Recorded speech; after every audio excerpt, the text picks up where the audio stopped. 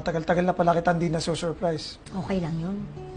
Pareho din naman kasi tayong busy eh. Tama, pero hindi dahil magulang tayo ng bata kakalimutan na natin na mag-asawa tayo. Siyempre, priority ko pa rin na pasayahin ka. Nagagawa mo naman yung bebe kahit na walang surprise. Sorry nga pala, nasigawan kita kanina.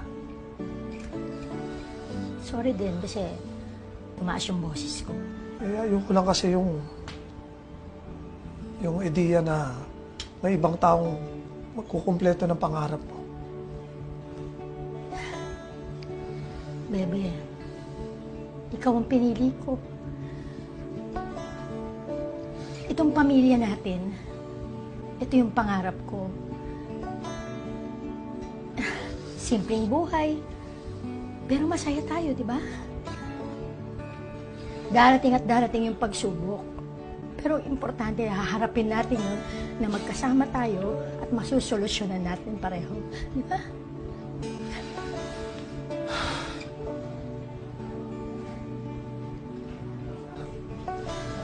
Sama-sama tayo sa paglilingkod sa Diyos. I love you, baby. Love you too.